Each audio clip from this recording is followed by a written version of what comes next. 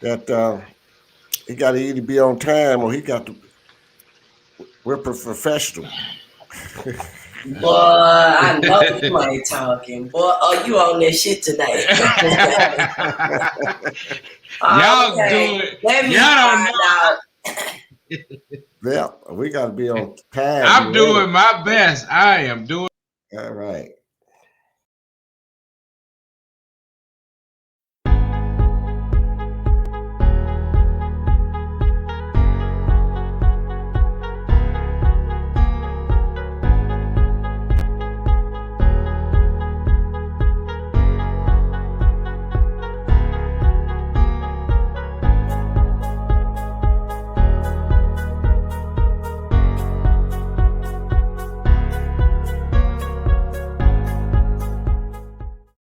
The new data that's out that I received that has this podcast as the number 3 in Texas. What? Yes, yes. Wow. Say it ain't so, honey. It is listening Yeah. to on Spotify, iTunes, radio, and all those other places that we can't see the counts on them. But in within 30 days, we're averaging. Ready for this? 72,000 people. That's the last. Wow. Yeah, Did you say Wow. 72,000? 72,000 in That's 30 That's days. great. Yeah, crazy. That's 30 great. days. Now Let either me first tell you, they didn't expect for a little podcast out of Beaumont, Texas to be doing those types of numbers. That's right. I was a surprise. I was shocked. Oh my God, we've got some traction. We've got traction. Yeah. And so Great. is it Great. something that, like I always say, it's a God thing. Happened a year and 3 months ago when the Yeah. pandemic started, and this is how it started. But we're gonna keep going because we've got things to talk about tonight. And tonight we're going to be talking about the Beaumont Police Department. We've got issues there. We got uh, we know we all about facts here on Right. knowledge pop. If we don't know, we're not going to talk about it. But what we do know that we've got some issues. We've got some police issues. We've got a few black young gentlemen has been assaulted um, in custody of the police department. So we want to get to the bottom of this and make them accountable. So I reached out to the families of the victims, and uh, because of legal issues going on with the attorneys, they declined. I guess I did not hear back from them, but we are still going to talk about it because we still have got a problem, and we want to affront them about it and make the public know that we've got a problem with the Beaumont Police Department, and we want to get it straight, and we want to get online. All right, so I will be back right after I right after our promo.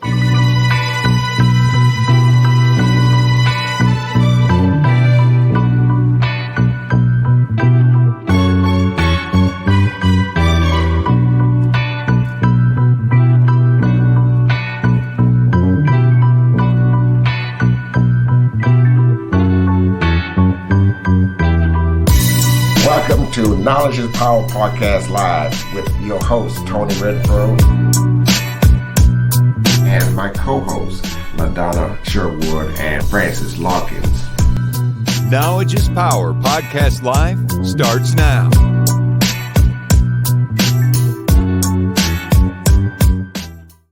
Hey, now we will talk about the Beaumont Police Department, the problem that we're having in the city. Hold on. Yeah. So, but also, I like to also, I'll put myself on. yeah, we are. Yes, I like to also let the audience know on Tuesday we're going to be talking about the Beaumont Police Department as well. We're going to be just discussing the brown water problems and the DD6 sewage and drainage problem here we have here in Beaumont. And with our guest going to be James Eller Jr. and Trisha Primo going to be our guest. And man, I tell you, it's going to be exciting to hear what they got to say about why we having the brown water, what's causing it, what's the problem come from, who didn't maintain it. So let's get started. I got my Perry Busby again with us as a member of the Round Table Crew that comes with us. That's with us on every first Thursday of each month. and Francis Larkins and Donna Sherwood, my co-host. Hello, Oh, hello. hey. So look, Hello, hello. let's get started because we started this on Tuesday, but we didn't get into this part. So it's more like a three-part series because again, Tuesday night we're going to be talking about the brown water issue. So tonight we're going to be discussing the problems we'll be having with the two gentlemen that was injured in the custody of the police department. So And so let's get it rolling. let's start with the gentleman that I'm not aware with. I didn't know it was two. What happened with the other guy? Can y'all give me a little update? Well, back in October, he was injured as well with on the Beaumont Police Department as well. That's another family that I tried to reach out to find out all the details about it. So give me a few minutes. Let me pull my notes, and I'll get back with you on that. So let's get about Mr. Shaw. Let's Okay, start off well, there, I was okay? supposed to meet with him today directly himself. And I got busy and had a few things going on, and I missed that appointment. But here's what I do know. The family does have an attorney.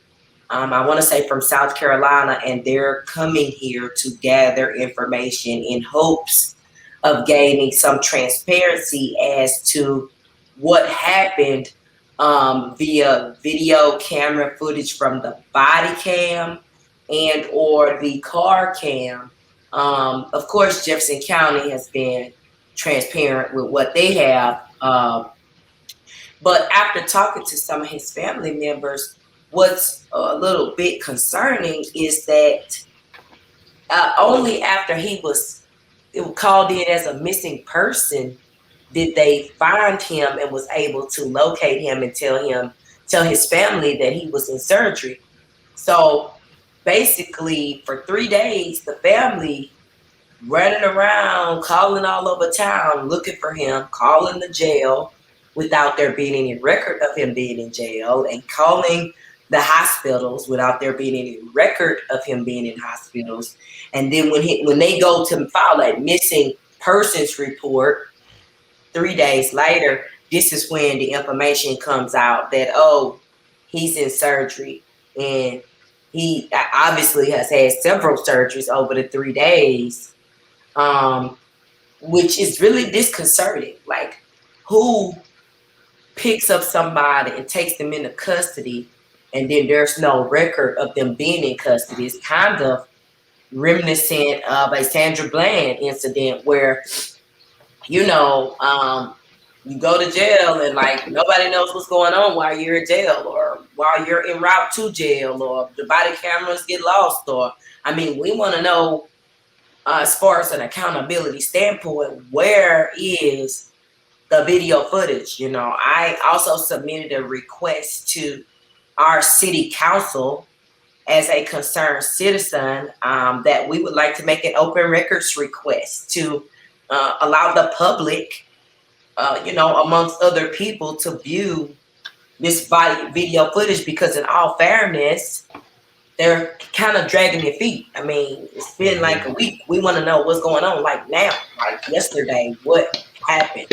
Now, Before there's a rush to judgment, because we know what that looks like. We don't want to be accused of that or assumed to be rushing to judgment. But I mean, we're coming up on 2 weeks now that we have no information from BPD. Like, we want to know too. now my understanding is that the young man was he was physically and all his limbs was working and everything about him when he was arrested. So in actuality, what they were saying was he had a PI, which is public intoxication. So clearly he was moving around or clowning or mad or doing something. So his arms and his legs had to be moving at this time in order for what they're accusing him of having done to be possible. Because if his arms and his legs wasn't working, then he wouldn't have been able to be resisting arrest or fighting with officers, right? So that would lead you to assume he had mobility of his limbs at that particular time. LaDonna and Tony, if we can rewind this back just a little bit because we have some people who are just jumping into this and don't know the full story. So can somebody bring us up to what has happened? Because Okay, so here's the issue. A classmate and friend of mine had been in the neighborhood having some drinks, walking the streets, okay, maybe staggering or leaning or whatever. I don't know what he was doing at the time, but he had what been part of Beaumont? What part of Beaumont? near Euclid. Pear Orchard. Pear Orchard, In okay. the Pear Let's say Orchard. Pear In the Orchard. Pear Near Orchard. Euclid. In the hood, neighborhood, whatever. Okay. I'm assuming the police were called out. Not driving the vehicle, not necessarily being, I guess maybe not a harm or threat to anybody, maybe to himself, which is usually what people are arrested. Public intoxication just means to protect them from being a harm or threat to themselves or others, right? That's what is the purpose of this. So in the attempt to arrest him, I think the suggestion is that he was resisting in some sort of fashion. I don't know. But anyway, they procured him, got him handcuffs, got him into a vehicle, and brought him to Jefferson County Jail. Okay. What time of night? What time of night? I don't know. I don't have the facts on the exact time. Okay. I don't know. Because like I said, I missed the meeting today that I was supposed to have with him. I don't know what time. Okay. A nighttime. So Right. you see, so in the story here that I'm following you, and I want to follow you closely here. He was picked up, Handcuffed and arrested. Okay. Public intoxication. Public intoxicated. He goes to the county jail, correct? Correct. And for 3 days, the family did not know where he was. Could not find him. And okay, I'm coming with you now. Yeah. And so they they reported this man missing, right? Right. After 3 days of not being able to find him, but he had been arrested. So the story from the hood was that he was arrested. Right. Just no record when they called the jail. Like, okay, do you have Christopher Shaw in jail? Like, oh no, we don't know what you're talking about. Okay, whatever. Right, We don't no record of it. Right. Day number 2, they're calling hospitals and jails. Oh no, we don't have no record of it. He's not here. But he's in police custody. Well, yeah. And not really, because he's at the hospital. Okay, right, but he's still in custody. You're right. He's still in custody. He's still in custody. Right. Yeah. Okay. Yeah. So day 3, his sister goes to say, we can't find him. Nobody can find him. We don't know where he at. Not in the hospital, not in jail. What's going on? But we know he was supposed to be arrested. So we go in and file a missing persons report after 72 hours. He's gone. We don't know. They don't have no record. The hospitals don't have no record. Oh, well, when they finally do call the police department to do a missing persons request, a report, whatever, oh, he's in the hospital getting surgery. I don't know what officer this was or what dispatch unit or what person responded to this call, but magically we know where he is after 3 days of being called. So I would say that in that time period, he's with the police department. He's in custody with the police department.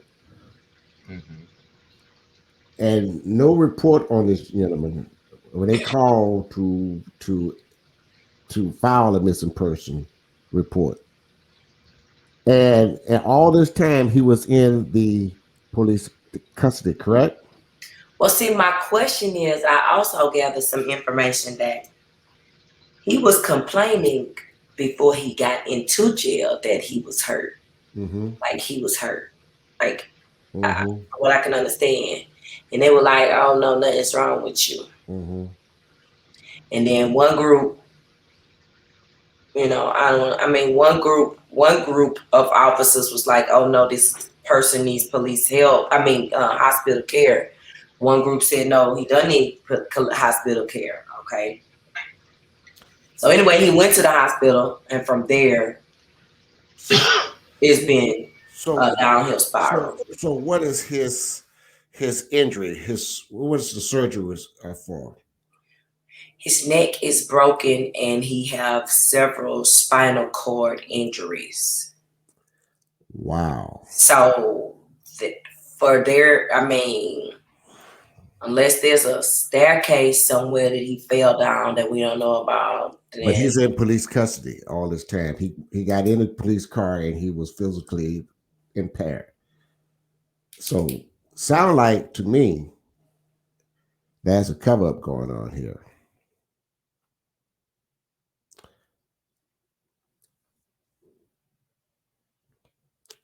again, I emailed my city council officials who actually, I guess, oversee the police department, right? Mm-hmm. The city council does that. Am I correct? Mm-hmm. Right. No, ma'am. Right. The city manager does. The city Okay. manager. Okay, but our requests have to be made to our council, correct? And the city police union representative. Okay, did you do that? Did you make a report to them? I have not made a report Okay. of open We're going to get on that records tomorrow and or a then. statement. I haven't asked for a report and or a statement just yet because I definitely wanted the you know I knew you had said about the interview with the gentleman, but I definitely wanted everybody to have the facts. And I missed that. And I hate that I missed that. I hate. Well, give us your update on it, Chris. Because by the way, folks, Chris Jones is with us. He's with the Roundtable crew, and he has joined us. And Chris, tell us what's your latest update on this incident. Well, I'm pretty much in the unknown as well with this particular gentleman, but I am aware that this isn't a centralized or a localized incident. This is a widespread incident that has happened to many residents of Beaumont, especially residents that are black and brown. Mm-hmm. So I consider this to be a growing cancer. To me, this is something uh, bigger than getting individuals registered to vote. Because if you are a convicted felon, you have to wait before you can vote. And there are a lot of individuals who are being arrested and in police custody, beaten, and having to go to the infirmary. Of course, we could assume that if we're brought in cuffs, we're not going to get the best medical care. If we're brought in with officers, we're not going to get the best medical care. If we're brought in by county, we're not going to get the best medical care. Because, some individuals of the medical profession, whether they say it or not, and we know it may be against HIPAA, but at the same time, people are, a little bit less concerned for somebody that shows up to, the emergency room and or a doctor's office in cuffs. You're not going to get the same treatment. Even if you do have insurance, you're still not going to get the same treatment you would if you were a free individual and not in police custody. So this is, again, a growing cancer that we have within the city of Beaumont that needs attention immediately, that needs addressing immediately, that needs resolve immediately. Because there's also a family who the police was called to do a peaceful medium. Yeah, tell us about that. I like that. This family, the mother of this family called the police. One officer showed up, had a peaceful was having a peaceful transition. Another officer showed up on the scene, walked past the homeowner, who is the mother that called the for the peaceful transition, and the officer, the initial officer that was on the scene, walk right past them and go to the other person and altercated a situation that was diffused, that was, calmed. After, uh, I guess, inciting with the young man, mind you, this is an 18-year-old resident of Beaumont, incited, you know, escalated the situation with the individual and also assaulted the young man, and then beat his ass in his house in front of his mother and his little brother, 11-year-old little brother. Took him to jail. Not one time did Beaumont Police Department read this young man Miranda rights.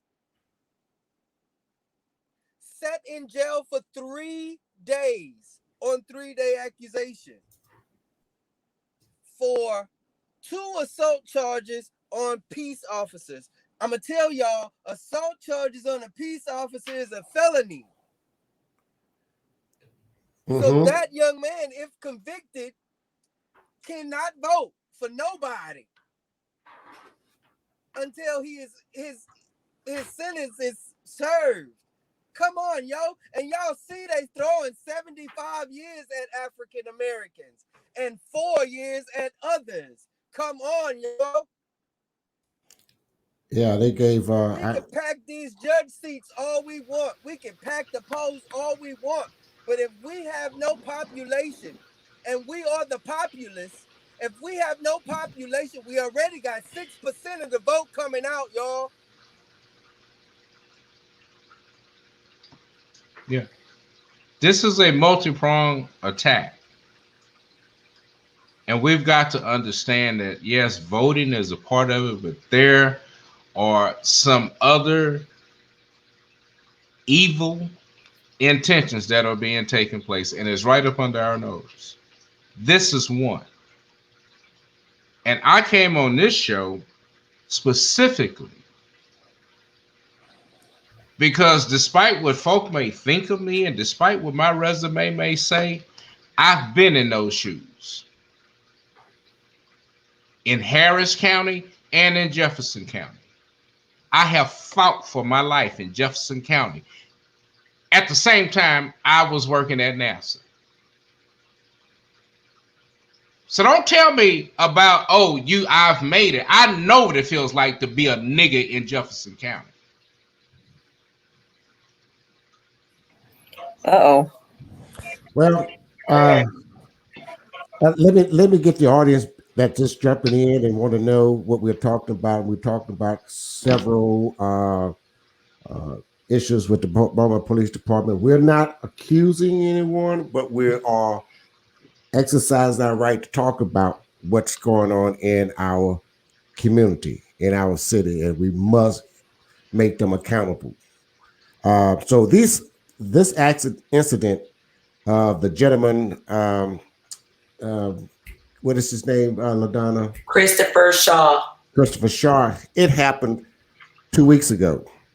So this is recent. This is a recent incident.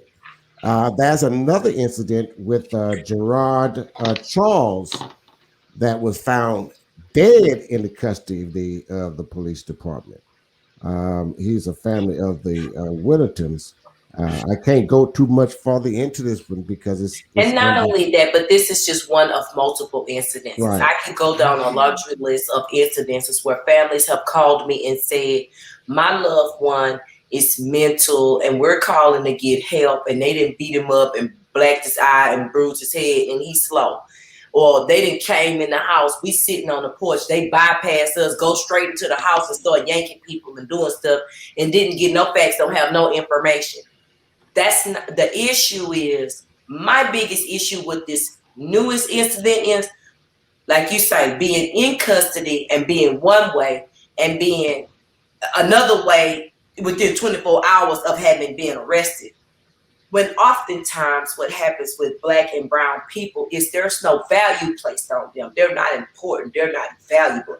So how we treat them or how we slam choke them or how the way we handle them, oh, well, whatever. But that's not being done oftentimes to other groups. They're handled with care, like Trump say. You put the hand over the head. You make sure they don't bump their head getting in and out of the car. You make sure that they're getting their vegan meals. I mean, what do you call organic food choices and all of these different things. When other groups are just kind of treated like the bottom of the barrel or the scum of the earth, and that's just unacceptable. You know what I mean? Like, we just first have questions about the ultimate dignity of having a person in custody for 3 days, having done them something and not notifying any of their family. They undergo several surgeries alone. Who's making the choices for their care while they're in your custody for these 3 days and they need this surgery and nobody knows where they are?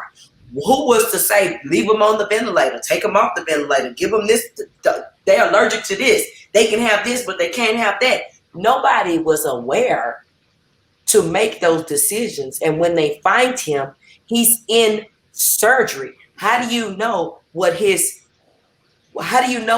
history, familiar background is? How do you know if they have diabetes, high blood pressure? Maybe they can't handle certain this or that or the other. Who's making the choice for that person's care? At which point they've been with you for 3 days? That is an issue for me. Not just the issue of having done him something, but he needed medical care. And if nobody in his family, his mother, his father, his sister, his brother, anybody was notified, who made the call on his care? What if they did something wrong and they killed him before his family found out he was in surgery? Here's the good part about it. He can talk. He can talk. Let me tell you how it hurts my heart that I missed my appointment today. They called me and they said, LaDonna, you can meet him from 8 a.m. to 4 p.m. today. Unfortunately, I've been running around, and when I looked up, it was 3:50. When I looked up with my family, it was 3:50, and it was no way for me to get to from where I was to be able to meet with him. He called for me. He wanted to talk to me, and I want to talk to him too because I need to know. I need to know directly from him as an advocate for my friends. Okay, what is the nature of what happened to you? And who was there with you? Was anybody at the hospital with you? Did they call anybody to come down and make any decisions on your behalf?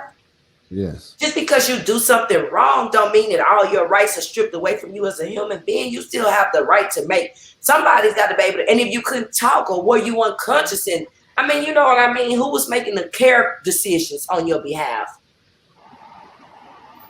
That is really a strong accusation because this guy was just arrested for public intoxication. It's not that he committed a crime. He was just intoxicated. And if I'm intoxicated, Tony, let's discuss that. I mean, because we've all had too many cocktails before. I may not even be able to reason with you. I'm at the mercy of the court. I'm at the mercy of the police department. And if I'm inebriated and you mad at me or you already don't like me for whatever reason, you're not worried about my care or how I feel. You like, oh, they drunk. Oh well, and whatever that because I've had too many drinks doesn't give you the right to take away everything that I am as a human being. So let me ask. Well, I just think that this is a total breakdown of process. First of all, if you've ever been arrested, and I've been arrested, before you get downtown, they know who you are. If you've been arrested before. So this is I'm saying we're trying to make logic out of some illogical stuff because, as LaDonna says, how is it that you take on these life-changing decisions, and we know the government does not want to be in that decision? You are in the process of trying to find out the closest of kin. I've been in jail and had people, and they've told me, well, he can't get to the phone. He's still in process. Let me tell you. So if they know where I'm at, so hold on, this is just bullshit right here. Let me tell you too. Hell, I done been to jail And before you even get in jail good, they done called all over Beaumont. All your family know where you at. Okay? Right. Before you get booked in, they done called down to your mama house and they already know who you are and where you are and what's going on. Okay? Or they done call somebody in your family to tell them something. Somebody, I mean, you could have, I mean, my biggest question is when the family got information of following a missing person, he is in surgery, inside of a surgery. Who is at the surgery with you? Yeah, Who is at the in surgery with you? surgery, not prepping Right. for surgery, not scheduled for surgery, not being In. admitted into the hospital, but You he is in in surgery. surgery. And here it is, like you said, LaDonna, 72 hours without knowing of the whereabouts of my loved one. And or what are you doing to him in 72 hours? What all did he go through in the 72 hours? What all did you do in the 72 hours, please? Mm-hmm. Just like that, Yeah. anything could have happened in Right. that 72 hours. What if he stopped breathing? What if he, I mean, I don't understand. I'm very confused. And the fact that I Yeah. have reached out to, let me say this. We have some questions that we want to be answered and we want to be fair. In all fairness, show me what's going on, please, because we Right. some stuff about to happen that we don't. I mean, we just need to know what you're talking about, because 72 hours is a long time for somebody to find out their person is Right. inside a surgery and you know nothing about them, or you can't Right. reach nobody. Right. And let me be clear, this is not a race issue. This is a humane issue. Yes, yes, yes. Let's verify that too. This is humane. Yes. This is a human being Right. that had too Right. many cocktails. Okay, I can't count how many days without being crashed that I've had too many cocktails. I don't want you to stop caring about me Right.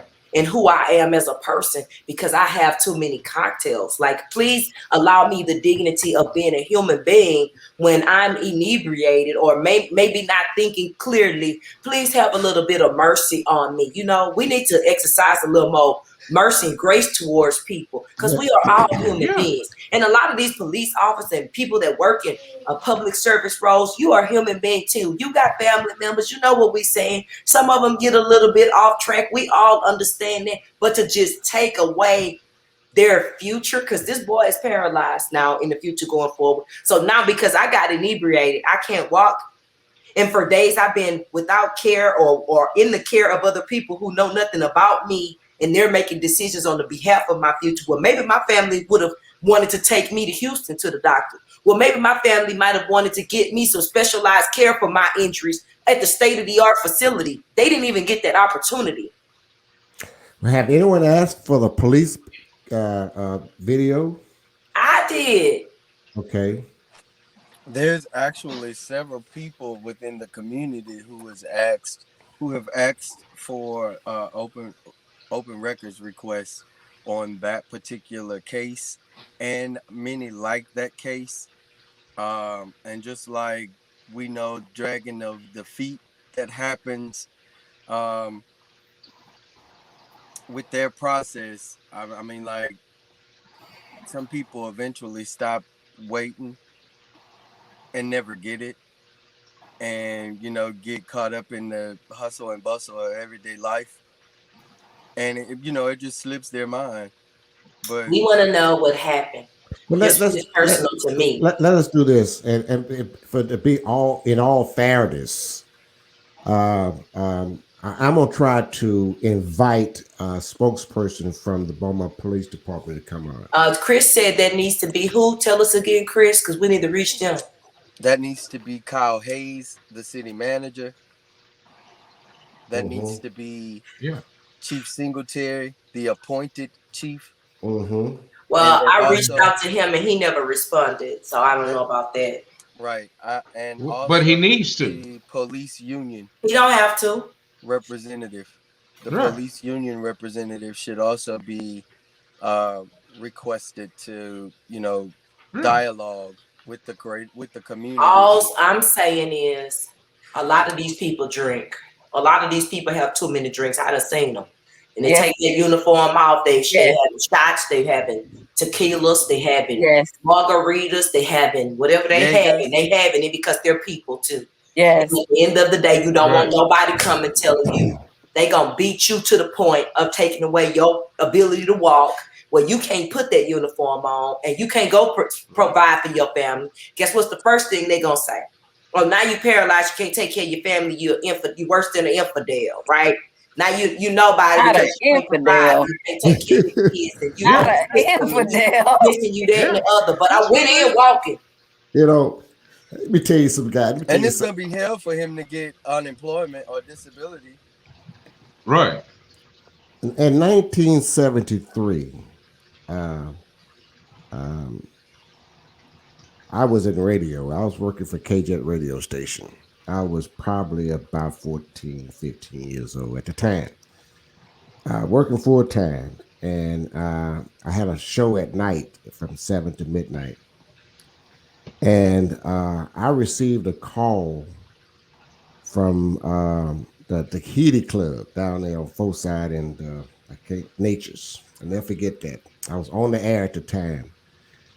And they were telling me that the police department had arrested Bar Brown. I'm not sure some of you guys remember Bar Brown, Bonnie Brown's father.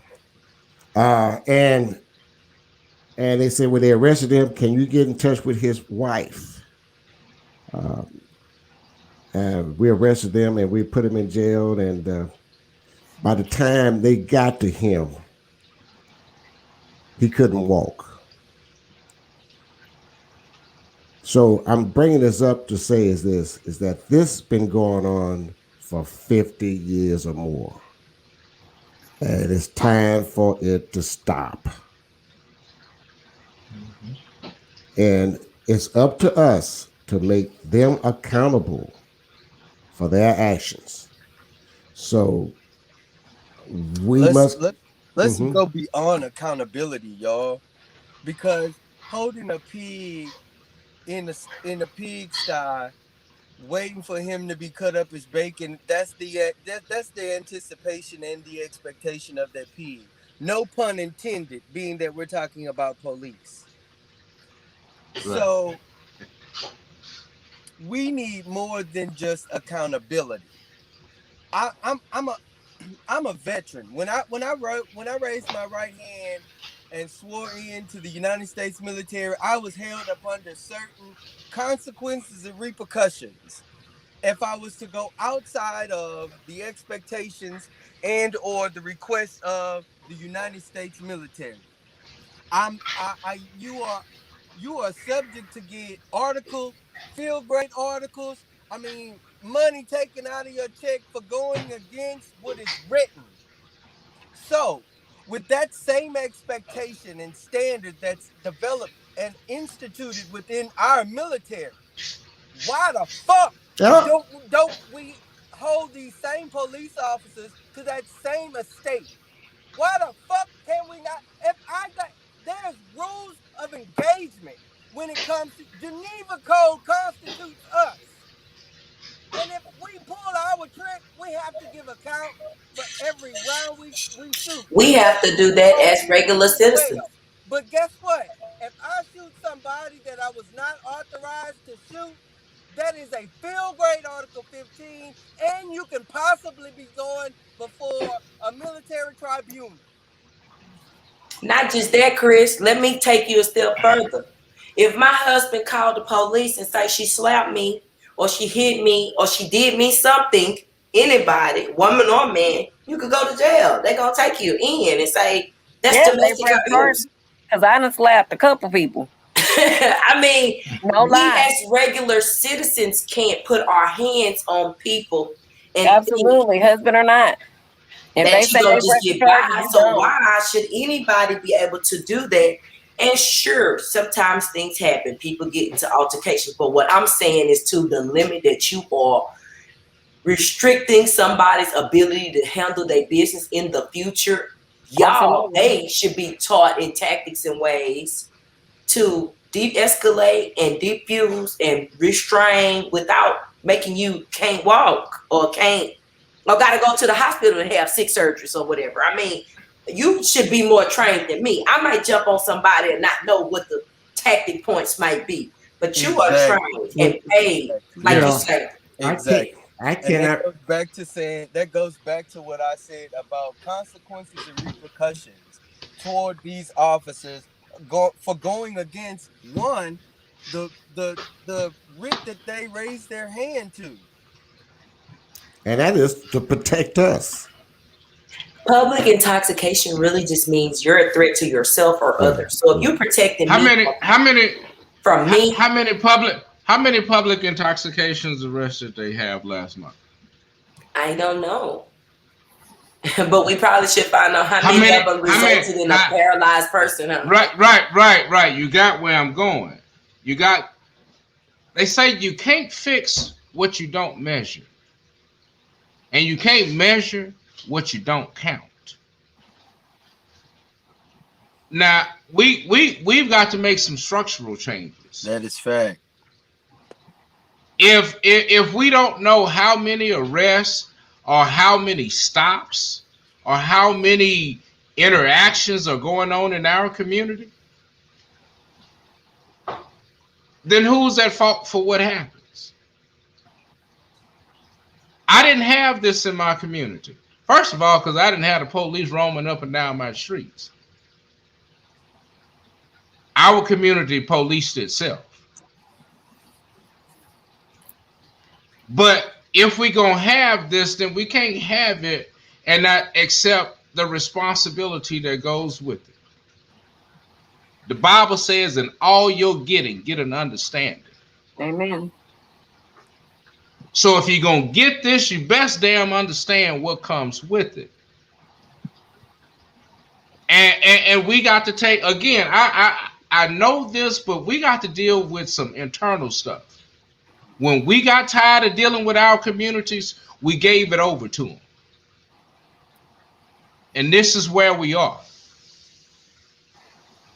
So let's talk about how we can get it together, because they're gonna be who they are. Not only that, this is why who you elect matters, because accountability. Right. When you wanna change the situation and you don't know how, and you know that this person controls that person and that person is regulated by this, then all of these people have to line up with the community that they serve. And the only way to do that is to exercise your right to vote, which is why when I call people phone and they say I'm not voting because it don't matter, I'm on that phone going off, because it matters, because it's a progression of things. It is a chain of command. It is a way that you handle business. And we can scream from the mountaintops, but if we're not actively involved, i.e. voting, this is why I focus on get out the vote. And when people tell me, oh, you bragging, you this, you that, no, I'm just trying to be engaged with the people so that they can feel like their voice is being heard, or they can feel like they're being represented. So when you call the police chief, if the police chief look like you, or if the police chief know that you coming, or the people that you elect is coming after him because you gonna get on their phone and they gonna get on his phone, guess what? Then you understand the magnitude of having a people that will come for you. And when we come for you, we're not coming unorganized. We're not coming unhinged. We're not coming without having our facts and our business in order. We're going to come to you in a way that has been meticulously planned out and prepared, so that when you no longer can take care of your family and when your home is in jeopardy, then you're going to understand what we're saying. Here's another problem that we have. Let me just say that. Here's another problem we have, and I can't say very much right now because I'm restrained. So I'm just going to say just enough to get you all to understand. For legal reason, I cannot say much about a lot of things, but I'm going to address this. The reason why we have a problem with the Beaumont Police Department is because there's not enough black and brown on the force. I beg to differ. All right, this last recruiting, we had 10 officers, correct? That was sworn in. How many was us? Tony, we are being disenfranchised by white, brown, and black officers on the Beaumont Police Force. Period. Period. It does not matter the color of your brotherhood, y'all. This is a fraternal order. Stop playing like y'all. Come on, this is a fraternal order. This is like Kappa, Kappa, Kappa. Come on, Oh, man. yeah, I see what you're saying. I see what you're saying. I see what you're saying. Right. So once Yeah, they're inducted, they're in the group. It don't matter yeah, what color yeah, they yeah, are. yeah. Exactly. Once they're involved, they're involved, and they ride with Come their on, group. man. That means I they mean, ride like, against you you. ask, you go to any brother that's in a fraternal order, any sister that's in a sorority, I guarantee you she'll never flip. He will never flip on his fraternity or the affiliates. It's not gonna ever happen. Mm-hmm. And when our police chief told us at Antioch during the Not in My City platform that they had, it was also told to you then that I don't really give a damn, because you will put somebody that was caught on video misusing their badge. You say that, oh no, it never happened. You call me a lie. In a Black Baptist church, you call me a lie. Among people that I fellowship and I worship with, you call me a lie. Until I showed the YouTube video of our officers, whether it happened on his watch or not, but these were our officers that got caught on a video, and one of the officers that was in the video was on the proscenium. You have this individual out of sight, out of mind. And anybody know anything that goes on, if it's there consistently and then eventually I remove it, out of sight, out of mind. You don't see it no more. You don't pay it no attention. And that's what's going on here. That's exactly what's going on here. You have police officers who are being brought up on charges against citizens. And I'm talking about police officers with a restraining order. I have never in my 41 years of living ever heard of somebody putting a restraining order on a peace officer. I'm going to say it again, a peace officer. Mm-hmm. Not to mention that this police officer who has a restraining order still passes by the individual's house till this day. And if it's not him, he gets our tax dollar paid police officers to harass the same person that got a restraining order on him. That's misuse of power. That's what's going on out here. So it needs to be shaken up down at the police department. I don't even think it just needs to be shaken up, because I don't think that shaking it up is going to help. I think that there needs to be some removal of people, because ultimately the climate is such that these people think they have friends in our community, and they have friends that once they talk to them that all is well, because they didn't massaged it over with certain people. So those certain people are going to keep the rest of us in check. At the end of the day, I'm sorry, but that's just not going to work for me. I'm interested in making sure that what we need, we get at all costs. I mean, and that's just me. I don't know what nobody else going to do, but that's how I'm rolling right now. Some people think that when they talk to certain people, oh, I talk to so-and-so, it's okay. Or, oh, I talk to such and such, it's going to be all right. No, that's not what we're going to do. That's not the way that we're going to do it. That's not acceptable anymore. To the people in Beaumont, Texas, the citizens of Beaumont, Texas, who have brown water, who's had a problem with the brown water, your brown water tub, your dishwasher water is brown, you have a problem with drainage and sewage here in Beaumont, Texas, join us on Tuesday, because we've got James Ella and Tricia Primo will be with us as our guests as we talk about the brown water problem we have in the city of Beaumont. It's going to be some great information we're going to be shared, and we'd like to have you back with us on Tuesdays at 8:00 on Knowledge is Power Podcast Live. Yeah. But let's go back to the police department. I want to have to throw that little part in there so we can let folks know what's coming on Tuesday. But let's go back to what we were talking about. Yeah. Well, maybe we should even begin to entertain the idea of maybe we need to reconstitute the police department. Let's I mean, and that puts it in a legal framework. But we need to redefine their role because I think what I think we've put too much in law enforcement's hands. We haven't regulated what law enforcement officers what sort of credentials they must have. And so when you don't have any of these predefined roles and predefined requirements, you get what we have. And so now it becomes either we increase the requirements and say, look, we need to get rid of this, or we need to redefine their roles. Yes, I agree. Tony, do you want me to read this? Yes, read that. Read that. Yeah, because Post. I do have some things that I want to add to this. 3 days. That's just this post is coming from Nikki Nicole. Okay, it And says 3 days. Do we actually know he went to jail that same day and night and not hidden somewhere before deciding to bring him in? I don't know. Maybe, perhaps. I think he went straight to jail though, because now this is just other information that I have. Jefferson County didn't want him. They wanted him to go to the hospital. They brought him to the hospital, got a doctor to release him from the hospital, brought him back to Jefferson County. Jefferson County did not take him again, and they brought him back to the hospital. Wow. So all of this was going on in the 3 days. Yeah.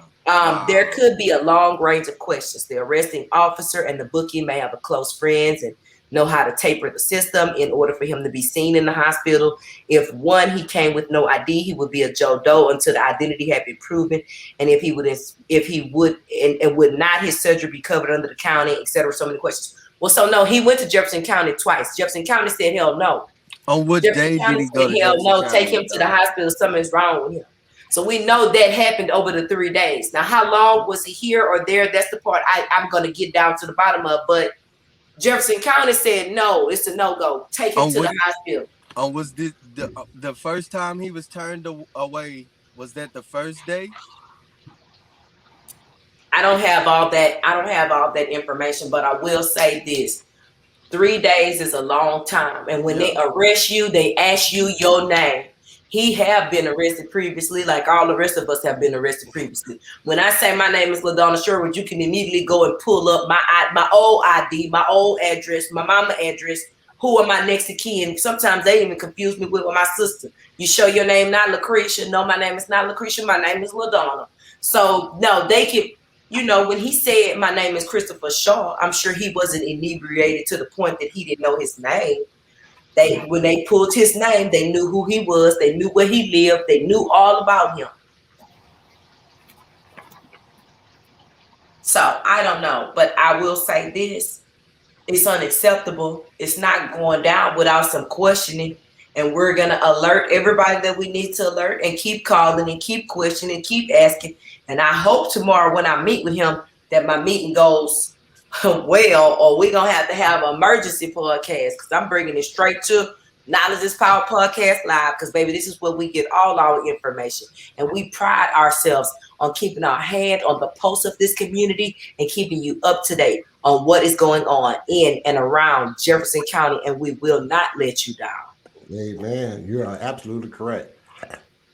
You're absolutely correct. We are a community forum that just wants everybody to be informed about what's going on in our area, in our community, in our city, in our county, in Southeast Texas. And this has been great, guys. Great show. I appreciate you guys coming forward. But we will be meeting with the Beaumont Police Department on tomorrow or Tuesday. What day is that, LaDonna?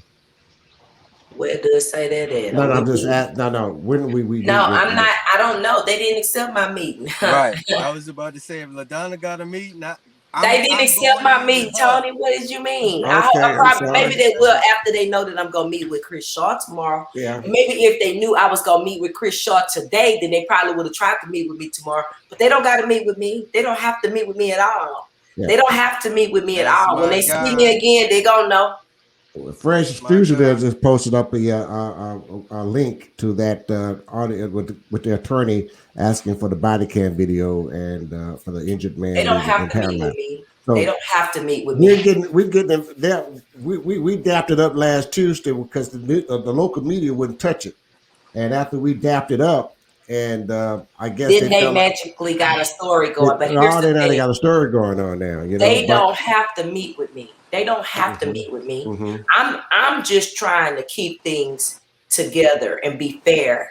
But they don't have to meet with me. The next time they see me, they hear from me, and they get a different LaDonna, then it's going to be something different. Then the narrative will change about who I am and what I Right. represent. But I tried to reach out before, right? I sent some emails, right? I've Right, been calling people, right? I've been right, texting people, right? I've been asking you nicely, right? Now right. the next go round, when it don't look out, when it look a little razzle dazzle, then we know what the narrative But will be. But you heard it here first. let me break that down. What you're saying, because let me help you with that. Go ahead, What Tony. she's saying is that she has emailed every member of our council, our newly council, and she has not received a response from them. Legally, she's not Illegally. going to. They can't. So They can't legally respond on that Well, no, because I'm not gonna say that, and I'm not right, gonna say that I haven't heard from any of the council members either. I'm not gonna say that. I mhm, am gonna say that they said they would do what they could and they would right, look right, they into are right, aware of it. right, right, but they are Right. aware. right. So The and police chief, he is aware. yes, he The is aware. police chief is definitely aware, and I mean, like and Ladonna he's sitting said, there watching us now.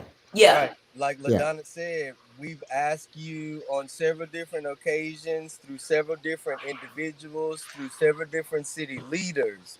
But when we show up, we ain't gonna ask you to meet. When we show up and show Mhm. out, because I mean, like, I do apologize to our listeners and viewers for my few f bombs, but I'm aggravated about it. Y'all have to understand, Yeah. especially with the amount of stories that I've gotten, the amount of testimony that I've gotten from my community, and it ranges from 11 years old all the way up to 57 years old. You have 57-year-old individuals who are still being ostracized and intimidated by local Beaumont police officers because of what they may have done, may have got caught of, or whatever yeah, yeah. Well, Yeah. Yeah. I think we've covered some of the bases that we wanted to talk about tonight. And Irma Lynn Thomas just made a comment saying we need a police review committee, not an advisory board. And I agree.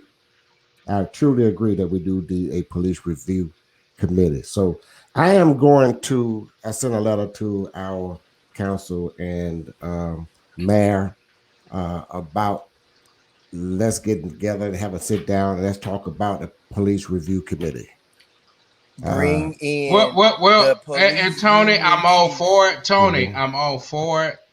But again, you can't fix anything that you're not measuring. And if we're not asking for daily reports, which, by the way, should be public records, Yes. we shouldn't have to go looking and asking for questions if you want transparency. And if you want us to accept the way that you're doing, I remember a time when on Thursdays you could see every police Report. uh, report. Right. It was in the paper. Right. They listed it. And so now why are we having to look for just some of the general things? And I'm also asking them, then what reports are you looking at? What information are you getting? You can't have accountability without asking just some of the general basic questions, and there are numbers. You can tell me about how much crime is going up, but you can't tell me how much you've mitigated or where your shortcomings are. Amen. Amen. The police are not infallible. If every entity has to restructure itself, then I've not seen any restructuring. And that's what our city council can ask, even if they aren't going to do, even if they aren't going to provide those reports to the community. At least it should be a requirement and a demand that they do it to our city council. Frederick Douglass said, power concedes nothing without a demand. It never has, and it never will. Yes. So until we start putting forth demands, this isn't going to change. And it's not enough to wait until things happen and say, oh, we No. want to do this and that and blah, blah, blah. That's why I said in the city council meeting recently, Beaumont as a whole has been too reactive. We've got to be proactive. We've got to get in the front of some of these challenges. One person cannot kill Beaumont and one person cannot build Beaumont, but we have to be found, everybody, rolling up our sleeves, putting in the work. It's a lot of work that needs to be done. We can do it, but we have to do it together. Together we can. We cannot do it alone. I can't be around town chasing every fire that's happening. We've got to have people that are willing to get in the trenches and do what it takes to make Beaumont better, period, across the board. That's infrastructure, that's roadways, that's policing, that's schools, that's everything. That's economic development. That's across the board. Like, and I am so sick and tired of listening to people say, this, and that. And you can't find them when it's time to work. I've been literally working myself. I mean, let me say this. This one right here hits home for me because this is my friend. So I don't really care. It don't even matter to me. This time right here, we're going to find out what happened because that's my friend. I don't care. I'm coming. I just hope the LaDonna that you get is the LaDonna that you think you're going to get. We're going to come after them for Mr. Gerard Shaw's as well. We're going to dig in this, and we're not going to stop digging until we get to the bottom of this. Okay, so we're going to come back again later next month, and I really want to thank the audience for staying with us all this time. We love you, we care about you, and we had it all for tonight. But again, Knowledge is Power Podcast Live is here to serve you, to give you the facts, give you what's going on in the community. It's a God thing. Thank you, everybody. Thank you for watching Knowledge is Power Podcast Live. Be sure to like and subscribe to all Knowledge is Power social media pages.